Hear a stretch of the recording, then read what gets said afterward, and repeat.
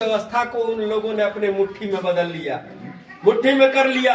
धीरे धीरे यहाँ के भोले भाले लोगों को अपने अंडर में कर लिया और अंडर में करने के बाद वह अपने काबिज हो गए। और उसके बाद समुद्र के किनारे एक पंचायत बैठी समझने के लिए कि आर्यों ने कहा कि अब तो हम इस देश पे कब्जा कर लिए, यहाँ के लोगों को कब्जा कर लिए। अब कब्जा कैसे किए? छल और कपट से धीरे धीरे धोखाधड़ी करके। अब हमारे लोग भोले भाले लोग थे, मातृ पूजक लोग थे, प्रकृति की पूजा करते थे, पेड़ पौधे की पूजा करते थे, सूर्य की आराधना करते थे। तो ये लोग क्या किए? धीरे धीरे हमारे भोले भाले लोगों को अपने अंडर में करके अपना झूठ, पाखंड, अंधविश्वास ये सब हमारे लोगों पे थोपने लगे। हमारे जो भी राजा थे, यहाँ के जो राजा महाराजा थे, जैसे रक्त, चंड, मुंड, वीर, हिरण्यक्ष, हिरण्यकश्यप, महिषासुर, बाकासुर, बाणासुर, ये सारे सुर मन वीर, हमारे जितने भी वीर यहाँ राजा थे, इन राजाओं को छल और कपट के साथ धीरे धीरे करके ये लोग हत्या किए। कैसे किए हत्या? यही बगल में हरदोई है, यही हरदोई के राजा कौन थे? हिरण्यकश्यप।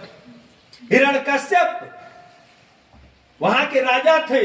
तो उनको क्या कहते थे ये लोग कि ये हमारे अंधविश्वासी भगवान जिसको हम कहते हैं, ये उसको नहीं मानते हैं, ये राजा ये हरिद्रोही है, यानी हमारे भगवान के विरोधी हैं, हरिद्रोही है। किसको कहते थे? हिरण्यकश्यप को। अब हिरण्यकश्यप से जब भी लड़ाई करने की कोशिश करते थे तो हार जाते थे बार बार। अब धोखे से हिरण्यकश्यप को मारे।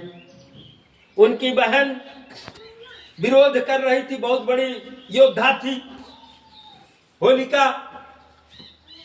होलिका को मारना हुआ। लेकिन सामने ये लोग लड़ाई लड़ने के लायक नहीं थे, इसलिए ये लोग छल और कपट के साथ उनसे धोखाधड़ी से हत्या करने का प्लान बनाए।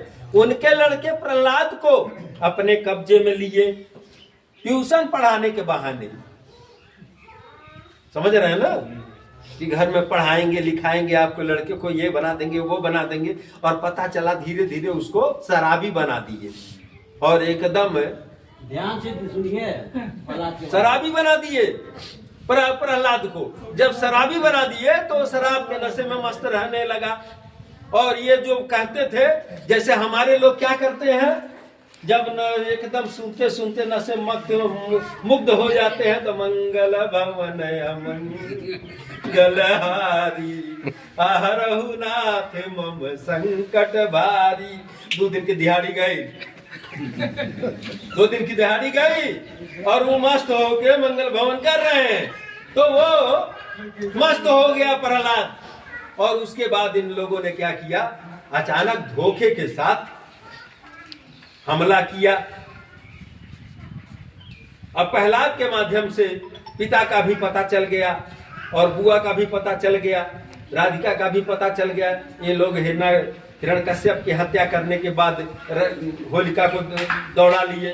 और होलिका को दौड़ाते दौड़ाते जब होलिका झाड़ी में जाके छुप जाती है, तो छुपने के बाद इन लोगों ने क्या किया? खोजते खोजते जब हार गए हैं तो पूरी झाड़ी को ही आग लगा दिए।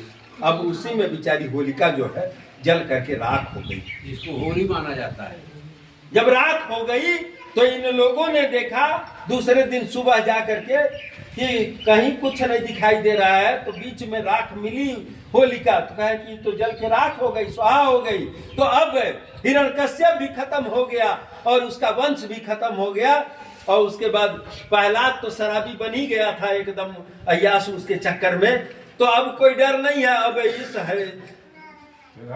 हरिद्रोही जो था खत्म हो गया, तो सारा कब्जा कर लिया। और उसके बाद कहा कि यहाँ के लोग जिला भर के सुनो, तुम्हारा राजा और तुम्हारा जो रानी, ये सारे लोग खत्म, राजकुमारी खत्म, अब कोई नहीं है विरोध करने वाला।